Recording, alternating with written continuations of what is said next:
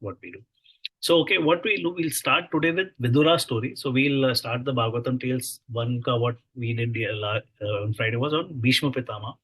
First of all, wishing you all a very happy new year, prosperous new year. So, we'll start with Vidur's story. So, Vidur's story is actually very, very interesting. One of the most pious character of Mahabharata. Like Vibhishan is the most pious character of Ramayana. Vidur is the most pious character in Mahabharata. So first, how Vidur became Vidur. Basically, he was Yamraj in his previous birth. So there's a story for before that also. So we'll just listen to that. So there was a time when there was one thieves who were running around, and there was police, basically there was a guards who were running behind those thieves to catch them. And those thieves, they entered Manduka Muni's ashram. So when they entered Manduka Muni's ashram, they hid themselves there. And when the guards came searching for the thieves, they caught the thieves, and they also caught Manduka Muni, thinking that he's also involved with them. He's also part of the theft, and he's of the same gang. So he was also taken. He was also arrested. And when they were brought before to the magistrate, or was the person who was supposed to take care of the punishments, and he was also given a punishment. So he was also given a punishment called Shula Dandana. So Shula Dandana is basically punishment of piercing a man's rectum with a lance. So that passes up to his head, thus killing the person. So it's a sword kind of a thing which is put in the body and which goes to the head from the bottom. And then when he was supposed to be punished, so the king came to know about it, and king asked forgiveness. Immediately he came and he asked his guards or the punishers to leave him, not to take Manduka Muni and not to give any punishment to him. So Manduka Muni, immediately what he did, he went to Yamraj. He said, Yamraj, what was the reason that, I got this punishment? I was about to get the punishment. So what is the reason for that? So Yamraj is answering, in your childhood, this sage, when he was a small child, what he had done, he had pierced a needle or a thorn in a small ant. So in an ant, he had pierced a thorn, and for that sin, he was being given this punishment. So immediately Manduka Muni said, how can you give me such a severe punishment for a sin which I've committed as small child? It's not fair. And then he cursed Yamraj. So he was so powerful, he cursed Yamraj that now you will be born in a Shudra family. You will go to the planet Earth, and you will be born in a Shudra family. So that's where Vidur is born. So also from this episode, there was a decision that there was a Yamraj. There's a minimum age defined for punishment. So if a child is up to 12 years, there's no punishment given for his sins. So up to 12 years, he's forgiven because he's a child. He's innocent, and whatever mischiefs he do is considered as childish, and that is not given. So this is where Vidur is born. So now he was paying. So, but with considering just linked to this, sins is also important. That God is so merciful that when you have a thought of serving the Lord, or when you have good thoughts, you are benefited for that. The God gives you benefit. Just you thought about me, and you have thought that you are going to serve me, so the God will reward you. But so you don't need to actually, even if you don't do that active action with your thought only, He will reward you. But if you think about a sin, that I will do something bad to a person, the God doesn't punish you until you do that action. So He's totally merciful, completely merciful. So for your good thoughts, you are rewarded, but your bad thoughts, you are not punished until you actually do. That doesn't mean that, if you have to take it when we think bad. So today I was just reading one story of this. There was a miser, he wanted to serve Lord Krishna nice way. So he was thinking, but he used to go to temple. So but he did not want to pay money. He did not want to serve spend money, but he had lot of desire to serve. So one of the sages told him, okay, you have a desire. You can fulfill your desire by thinking, by your thoughts. Means you can fulfill. So you do archana, you do all offerings do all seva by thinking. And he started doing that practice. So many years he was doing this practice. So he did daily, it was a routine. Today I'm offering this dress to the Lord. Today I'm offering this food to the Lord. I'm giving this to the Lord. And he used to do this thing, and this continues. And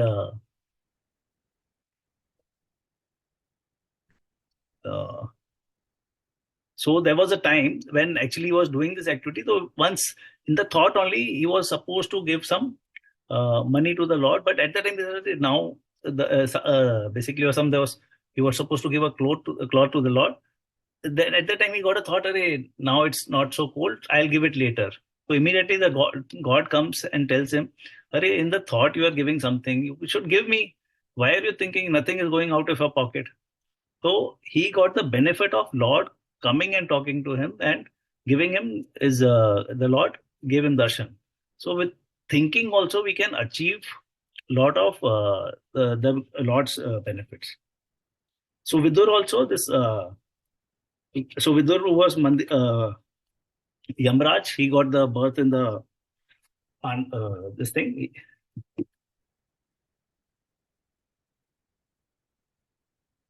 He was born as a maidservant of Ambika, and he was brother of Dhritarashtra and Pandu, which we know. And he was always helpful to Dhritarashtra. So when Bhishma Dev gave Dhritarashtra the dynasty, Vidur was his advisor. So for all his advice, he used to give advice, and he was very fair, and we all know about that way.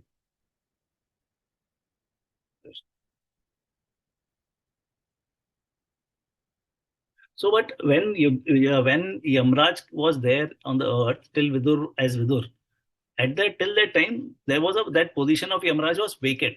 So somebody had to do that responsibility. So at that time, a devta named Aryama was given this position. Aryama was a son of Aditi and Kashyap. So Aditi Kashyap had 12 sons. One of the son was Aryama. He was given that duty for almost 100 years till Vidur was not there. So that was a Vidur. So Vidur, further story we'll hear now.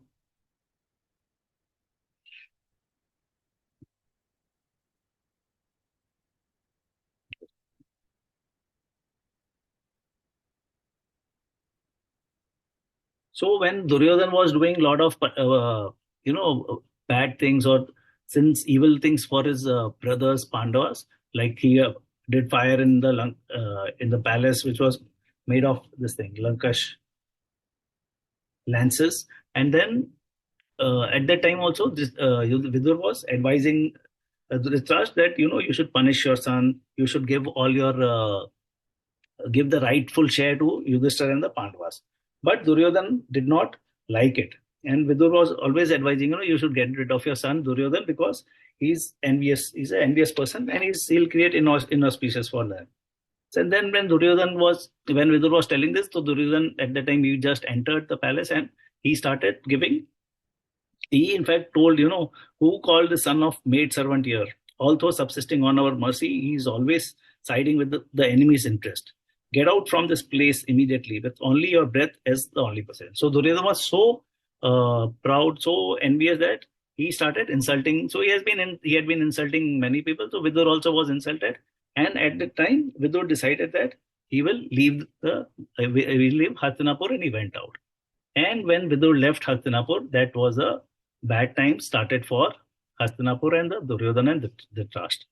So this is, whenever we have good people around us, we have strong Vaishnavas or good people around us, our things will be, everything will happen good in our life. There'll be no problems around. So till Vidur was there in Hastinapur, things were running properly. But once Vidur was out, the bad times started. So this happened in Ramayana also. If you see Vibhishan, till he was there with Ravana and at Lanka, everything was fine. Once he moved out, the demons started, the destruction of Lanka started.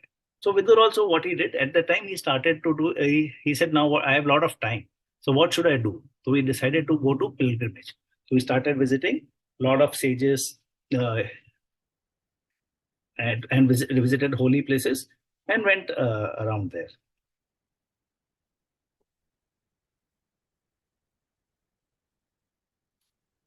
So when he was on the pilgrimage, he met whom? He met Uddhava. Uddhava is the close associate of Lord Krishna. So Uddhav was the one who was sent to Vrindavan for convincing, for pacifying the gopis and the Nand Gopal and the Yashoda Maya. So he is very, very confidential associate of Lord Krishna. So Uddhav, Vidur met Uddhav when when Vidur was on the pilgrimage. So at that time when they met, so Vidur asked Uddhav, how is Lord Krishna, how are Balram and everybody. But at that time, the war had got over, Kurukshetra, and also Lord Krishna had completed his pastime, and he had, from the Prabhashetra, he had went to his Golok Vrindavan.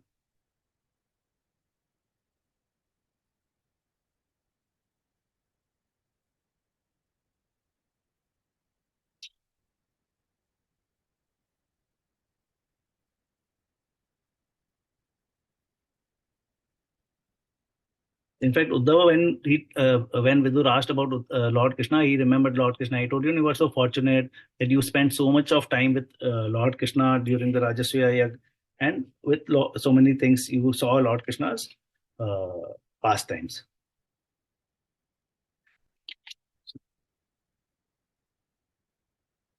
So at that time, Uddhav gives the full narration of Lord Krishna's pastimes from his birth to the whole childhood pastimes to Uddhav. And at that time, Uddhav gives to Vidur.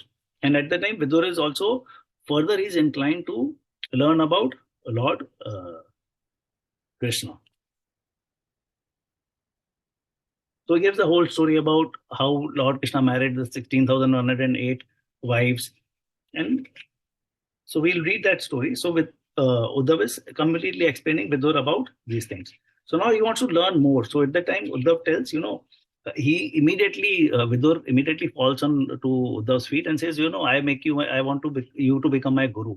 So Vidur is a senior person. Uddhav is younger than him. And Vidur is telling Uddhav, I want you to make me my, want you to make my guru. So Uddhav is actually shocked. He's saying, no, this is not correct. You cannot become my guru. So immediately he says, there is one more. So when Vidur actually is asking, Uddhav, from where did you get this knowledge? He said, Lord Krishna gave me all the knowledge of Srimad Bhagavatam. So Lord Krishna has personally given the knowledge of Srimad Bhagavatam to Uddhav. And Uddhav is now explaining a little bit to Vidur. And Vidur is saying, Uddhav is saying, I cannot make you my disciple. You are very senior to me. So there is one more state, Maitreya Muni. So there's a Maitreya Muni is a saint. He was also present when Lord Krishna was giving this knowledge of Srimad Bhagavatam to me. You go to Maitreya Muni and you make him as guru, and then you learn Srimad Bhagavatam from there. So here's where Vidur also takes knowledge of Srimad Bhagavatam from Maitreya Muni. So Srimad Bhagavatam is a katha of Lord Krishna and all his appearances. And it has been told multiple times. Although we are reading Srimad Bhagavatam book, which is of Shukdev Goswami, who is telling to Parikshit Maharaj, it's not that Srimad Bhagavatam did not exist prior to that. It was always there. Now the Srimad Bhagavatam, which is Shukdev Goswami is telling, is a concise, is a small version. Although Srimad Bhagavatam contains more than 1 lakh verses. So it is huge. It is very huge. Here, it's only a concise form because Parikshit Maharaj had only 7 days and 7 nights to absorb, to listen to what is there. And from that, Sukdev Goswami is picking up only important, very, very important verses, critical verses. If you see Srimad Bhagavatam, Ramayana is not spoken completely because Sukdev Goswami says, Ramayana you have already heard. You would have already heard. So actually, Ramayana is also Srimad Bhagavatam only. It's a katha of Lord Ram, it's a katha of Lord. So Srimad Bhagavatam's definition is the story of the Lord. So kathas of pastimes of Lord.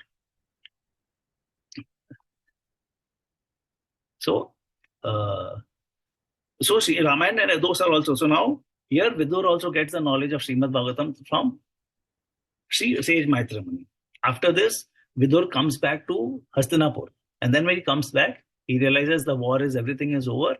Yudhishthira has become the king. He is ruling the kingdom.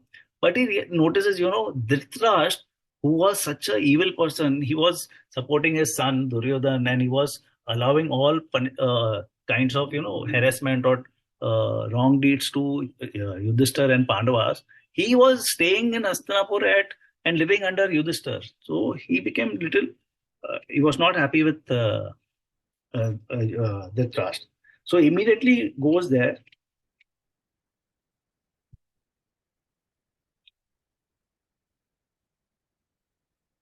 So there's actually a very strong. Uh, he tells actually very harsh words to him.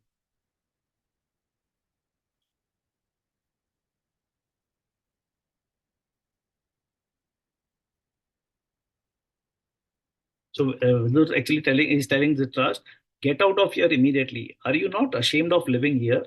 You tried to kill the Pandavas by fire and poison, and even insulted their chaste wife Draupadi. You have stolen their wealth, but now you are being maintained by them. There is no need to live on the charity of those whom you offended in many ways. You are living like a household dog, taking food from Bhima. Don't you realize that death is approaching you soon? You have already become old. You are blind from birth, and now you are deaf, with shortened memory and loose teeth. Your digestion is weak, and you are coughing up mucus.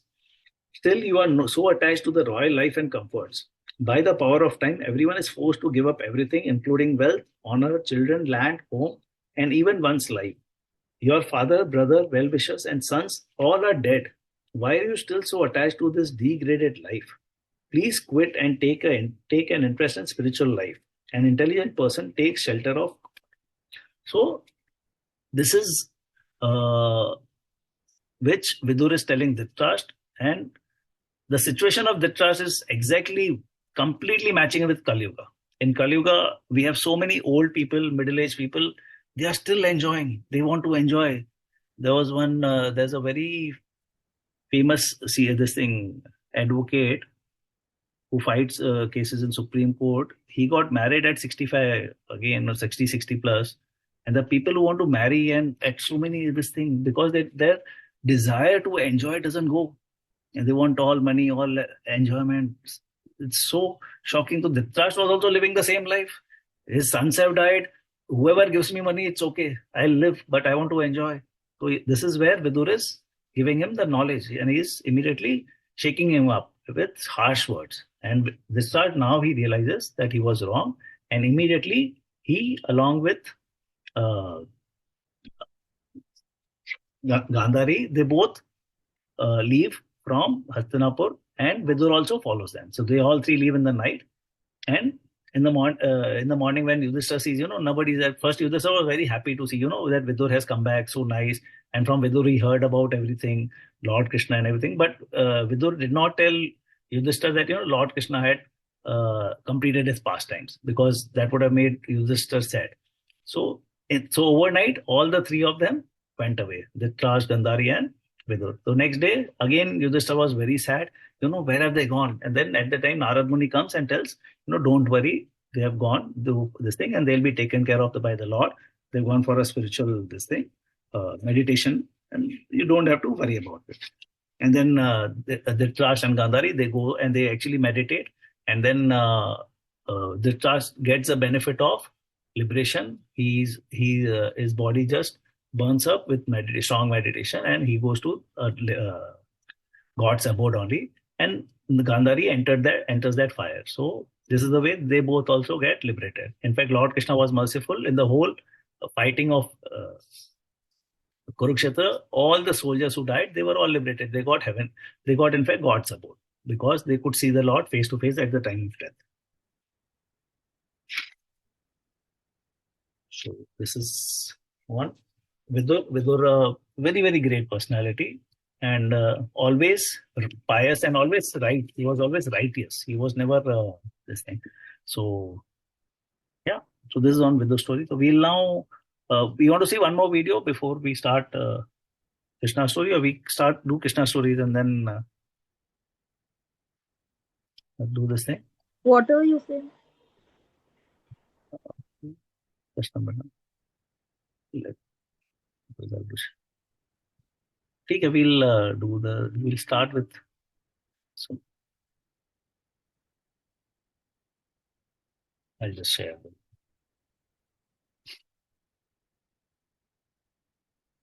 So any questions on Vidur story? Okay.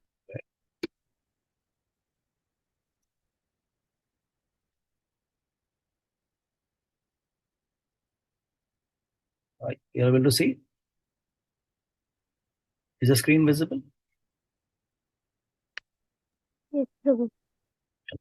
So now we move to the next chapter. So 2 demons have gone in this in the Krishna's past, Lord Krishna's pastime as a child. So 3 months. The Lord is 3 months. Was 3 months old till, and there were 2 demons who have.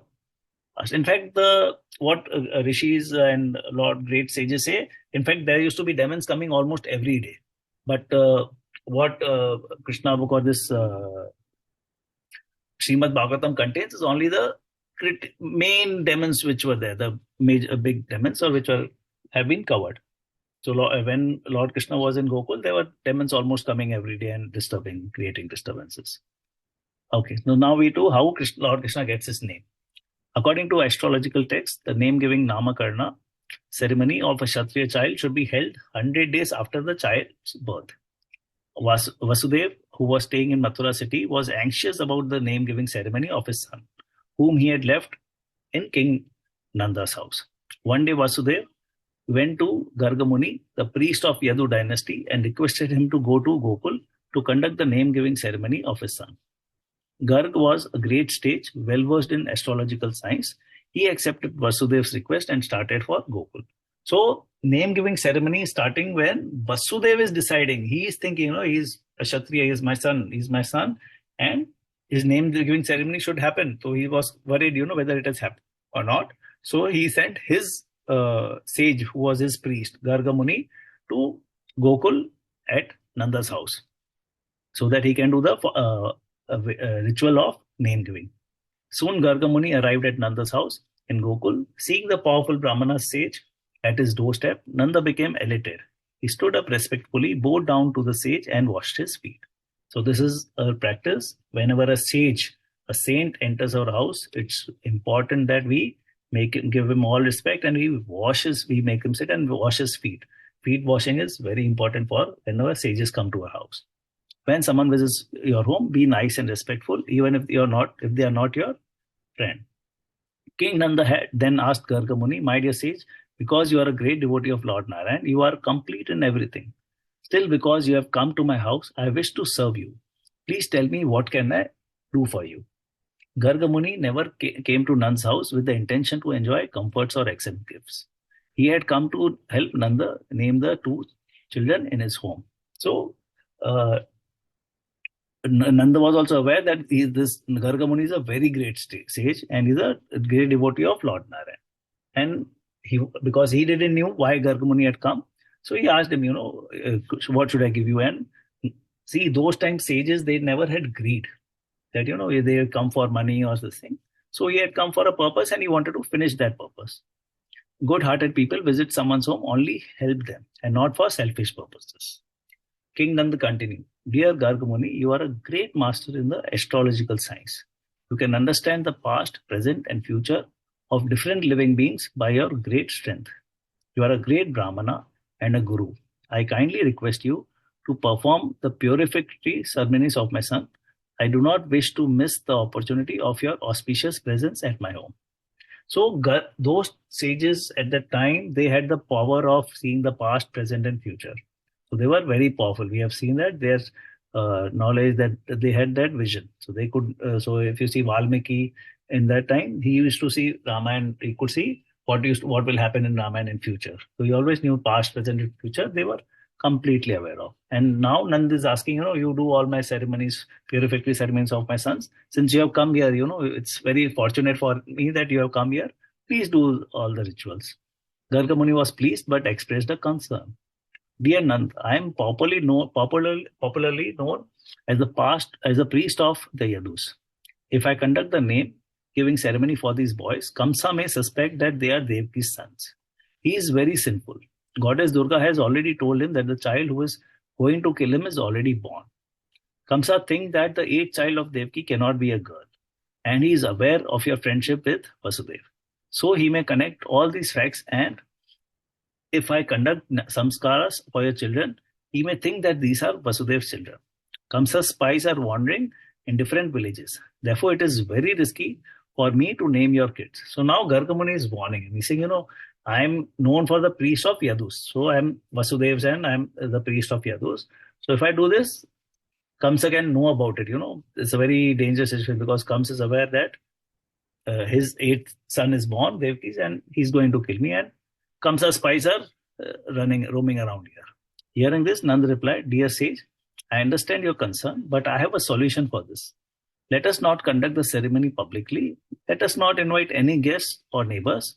Let us secretly do it in our cowshed." Gargamuni happily agreed with this idea. So this was like COVID times when we did all marriages and functions in a very, confidential, very with limited members. Now, if you see, the marriage functions are happening in a very, very lavish manner and a lot of wastage of money and food. So this here, Gargamuni it's a very small in the cowshed. No relatives, only the parents will be there. Mothers Yashoda and Rohini brought the two babies who were hardly 3 months old. This actually, I have a doubt. I wanted to check with my guru or somebody, like how both the babies are same age. Ideally, Balram is older than Lord Krishna. So here this point is mentioned. So I just, when I was reading this, I need to check. So if anybody, I'll check on this. So they were hardly 3 months old before Gargamuni in King Nanda's cowshed. Then Gargamuni began the Namakarna ceremony. Pointing out to the elder child, he said, "The son of Mother Rohini will be the cause of great happiness to all relatives and friends. Therefore, you should call him Ram." So he'll be cause of happiness, and that's the reason he will be called Ram. He also manifests extraordinary bodily strength. Therefore, you should call him Bal. So Balram, so he's bodily also, physically also, he's very powerful. So in fact, with his hull, with his what do you call it? Plow. So with his plow, he actually has a power. When he grows old, he pulls the earth only this side. So he has a strong. He is very powerful. So he can move the whole earth. So Balram is very powerful. So he's Bala, and Ram he brings happiness. So he also united two families, Vasudevs and Nanda. So let us call him Shankarsana. So he's also called Shankarsana because he united Vasudev's and Nanda's family. He's a connecting point. So he's Vasudev's son staying in with Nand under the care of Nand Maharaj.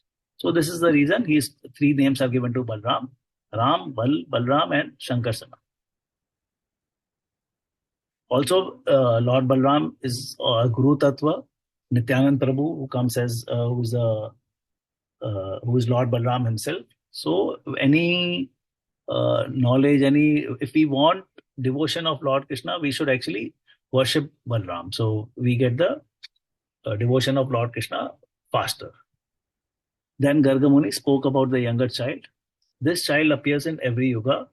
He appeared so now this is about the younger child, Lord Krishna. This child appears in every yuga. So he comes personally. Lord Krishna comes in every yuga personally. He appeared in the previous 3 yugas in 3 colors: white, red, and yellow. And now he appeared in his original color, black. This boy appeared previously as the son of Vasudev. Therefore, he is also called Vasudev. So actually, it's a double A. It should come Vasudev. This boy has many forms and names according to his different activities and divine qualities. He bestows bliss and auspiciousness upon all of you by his amazing deeds. So these are the qualities of Lord Krishna. So King Nanda carefully listened. Gargamuni then continued, "By this child's grace, you will surpass many dangers. Whenever the earthly rulers become vicious and harass common people, this child appears to protect them. This child is as good as Narayana in his divine qualities, name, fame, and influence. You should raise him very carefully." In this way, Gargamuni named the 2 boys Balram and Krishna and departed. So Gargamuni gives all definition, of all qualities of Lord Krishna and Balram, and he's completed the naming ceremony, and it was done in a very confidential manner in the cowshed, and Gargamuni then departs from there. A lesson of divine names. Lord Krishna has many enchanting names. Unlike many of our names, the Lord's names reflect his divine qualities and activities. He is known as Yashodanandana because he has appeared as the son of Mother Yashoda. He is called Kamsa Nisudana because he killed Kamsa. He is also known as Parthasarthi since he became the charioteer of his friend Arjuna. One who sincerely chants the Lord's holy names can easily attain his mercy and soon enter into a spiritual relationship with him. So chanting the Lord's name is very important. So we can chant. So we prefer Hare Krishna Mahamantra, but whoever chants Lord's names, like in Maharashtra, Sant Tukaram, the disciples here, they chant Jai Jai Ram Krishna Hari. So whatever they chant, somebody chants Om Namo Bhagavate Vasudevaya, but they all are beneficial. It's not that, only because we chant Hare Krishna, it's only that we should chant Hare Krishna only. We should not chant any other thing. So we should not force upon others. It's their choice. Sometimes I see people trying to force upon others. No, you should chant Hare Krishna mantra. Although we strongly recommend, but we should not force upon. If somebody is worshipping or wants to chant Jai Shri Ram, so that is Jai Sita Ram Lakshmana.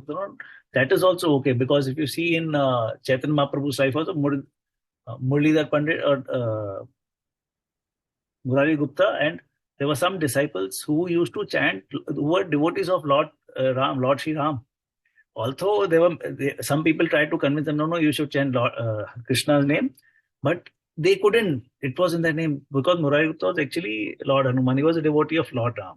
So he said, no, I can't. He tried, but he couldn't. So Lord Chaitanya Mahaprabhu was very happy with him. Said, okay, you continue chanting, you continue worshipping Lord Shri Ram, no problems. So it's not that, we force upon people that you shift to Krishna.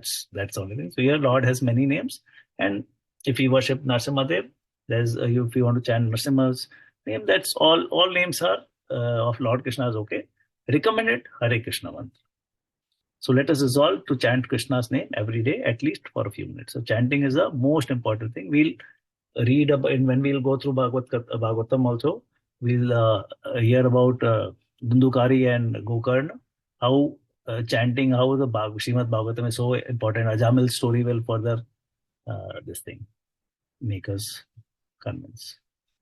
Okay, so now there are some small chapters. These chapters are actually on how Lord Krishna is growing up in a small child. All so lovely gestures of the child are displayed here. So he's displaying his childhood, complete small, very, very small childhood pastimes. The joy of Krishna's crawling. Gradually, little Krishna and Balram started crawling using their hands and knees. One day when baby Krishna was crawling in his home, he saw a statue of a lion at the entrance gate. He became so scared and began to cry. Upon seeing this, all the motherly gopis were charmed by Krishna's sweetness and innocence. They picked Krishna up and informed Mother Yashoda about this. So this is done, like when he saw a lion's statue, he became afraid, thinking it to be a real lion. So he's just doing a pastime. It's not that, Lord being small, he's afraid of lions. So he's not. It's just a pastime, because he's trying to make his parents and gopis, Mother Yashoda, happy about, giving that kind of a gesture. Another time when Krishna was crawling in the room, he reached the doorway leading outside the house. There he noticed some birds perched on the jeweled arcs above the doorway. Seeing the reflection of the birds on the pillar, Krishna tried to touch them with his soft reddish fingers. By such sweet activities, as a child, Lord Krishna filled the hearts of all the motherly gopis with great joy. So there was a bird statue which is on the doors, and the shadows were falling. So he was thinking that the bird is there in the ground. He was touching with his fingers, and he was feeling as if he's playing with the birds. So these are all small pastimes which Lord Krishna is doing. Krishna and Balram would crawl like serpents in the muddy places of Gokul. As they crawled, their ankle bell sound charmed the ears of all gopis. Sometimes upon hearing the sounds of the gopis' ankle bells, Krishna and Balram would follow them and touch them from behind. When they turned back, the boys would realize that the gopis were not their mothers. Becoming a little fearful, they turned back and crawled quickly towards their own mothers, Yashoda and Rohini. So they used to follow other gopis, thinking them their mothers. And then when they used to see that they are not the mothers, they used to come back. So as a child, every child recognizes their mothers very well. Then the mothers would lovingly pick them up and start feeding them milk. As the boys drank milk, the mothers would enjoy seeing small teeth growing in their baby mouth. So this is when the mother feelings are there. The child slowly grows. He starts crawling. Small teeth first appear in his mouth. Thus their hearts would fill up with great happiness. One day a gopi told Mother Yashoda, Yashoda, your son's front teeth have now appeared. This is the time for his maternal uncle to perform a ceremony to ward off any inauspiciousness. But your son has no maternal uncle. Therefore, to destroy any obstacles, you should give charity, chant Vedic hymns, and worship the cows, Brahmanas, Devtas, and saintly devotees.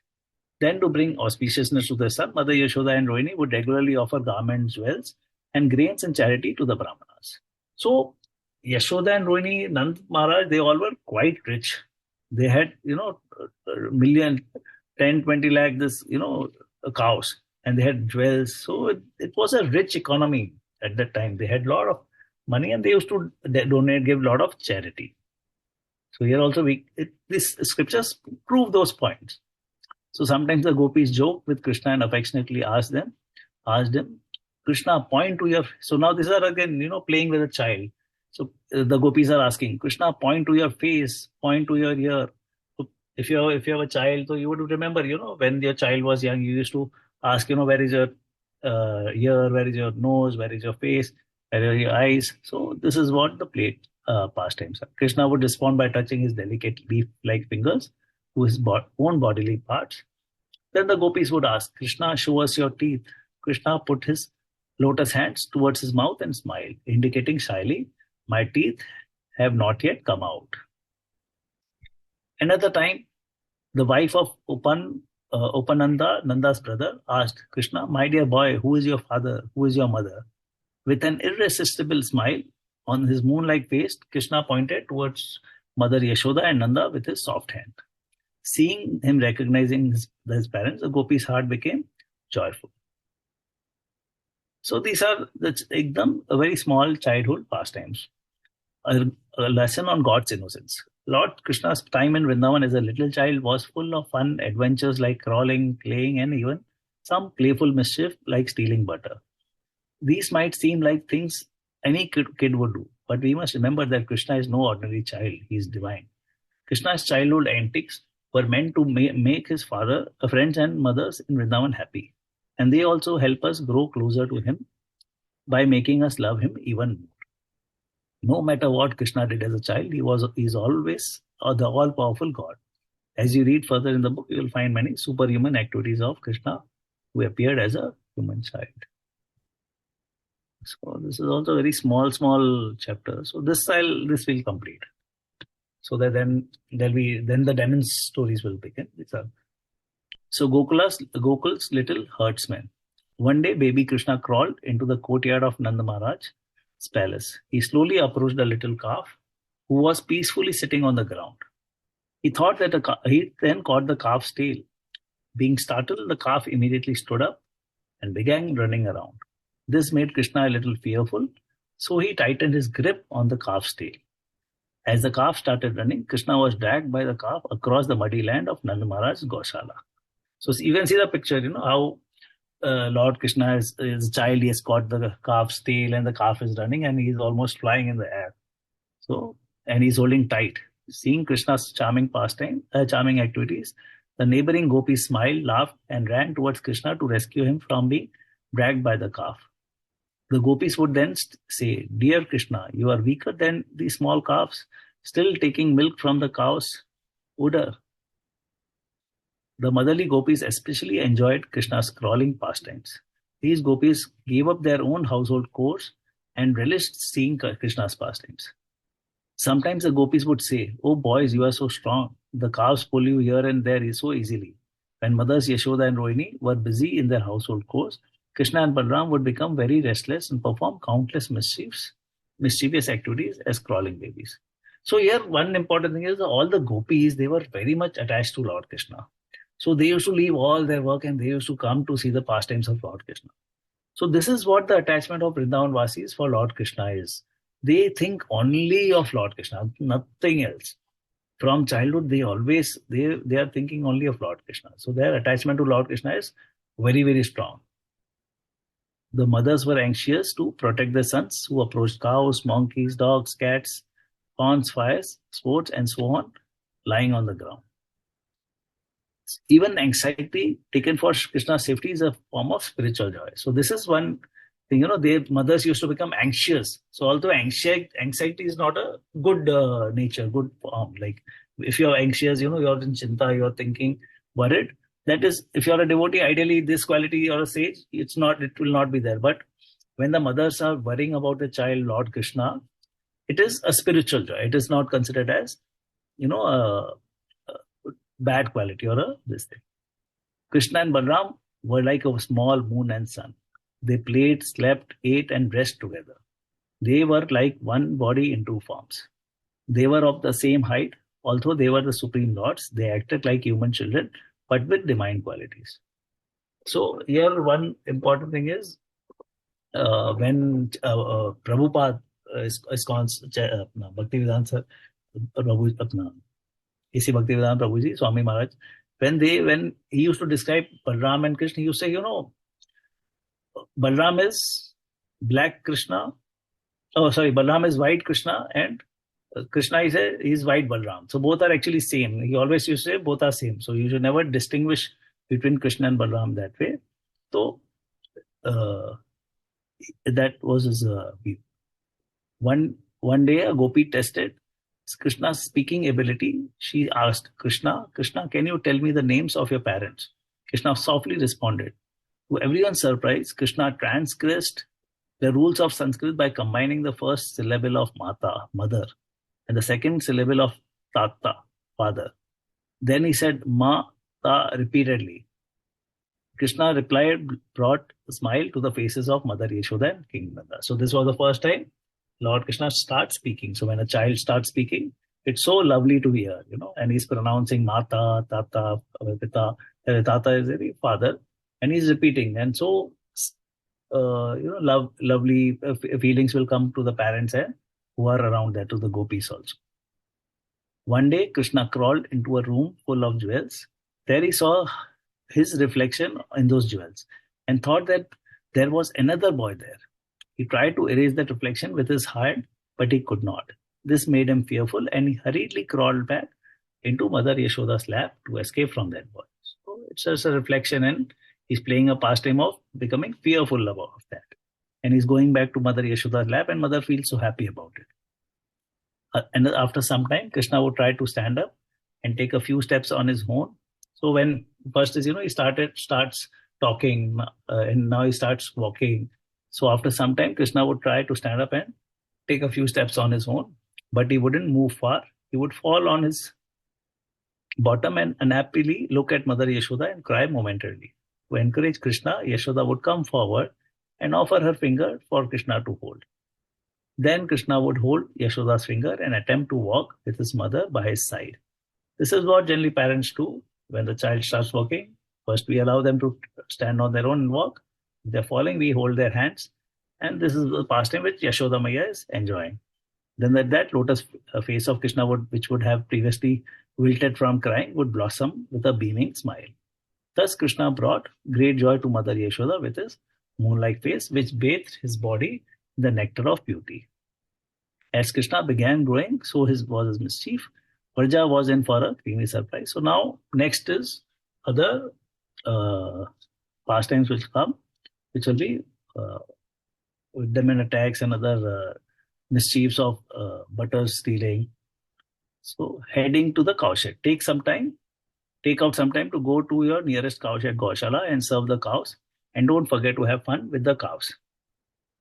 So a lesson on cow protection. So cow protection is very important.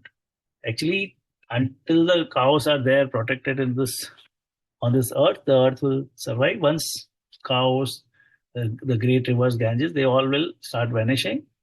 The earth will also almost come to the end of Kali Yuga and will be completely destroyed. In Vedic times, people deeply cared for cows. Cows help us with milk, farming, and more. Krishna's movements with cows show his special love for him. He is also called Govinda, one who gives pleasure to the cows, and Gopala, one who tends the cow due to his loving connection with the cows. By learning to love and serve cows, we honor the dearest friends of cows, Krishna. Quite interestingly, serving cows isn't a complex activity. We can show our love and affection towards cows through simple acts like feeding, massaging, and circumambulating them. But harming cows is a great sin. and Lord Krishna would be very displeased by hurting the cows. So here I'll share what a real incident. So I had one of a relative who, in her life, she did lot of save of the cows, and when first thing in the morning after taking a bath was go and serve food to the cow, and whenever that lady would serve, she would remove her food slippers outside, and then she used to serve the cows and then pray, touch the feet, and circumambulate. And this she did for almost throughout her life. So she was so fortunate. So when she passed away, so it was a very auspicious day. She passed away on a Akshaya Tritiya day. So serving the cow is very, very auspicious. If I see the Jain community also, they also serve the cows very much. So if you see, Sikhism is coming from Hinduism, from our Sanatan Dharma only. So Jainism also is a part of from our Sanatan Dharma, and they also serve the cows very much. Serving cows is actually very, very important, easy, and very, very beneficial. So simple thing to do. So if you have an opportunity, try to serve the cow daily or once a week as per your convenience, but do that. Serving the cow is very, very important. Okay, so this we'll stop here.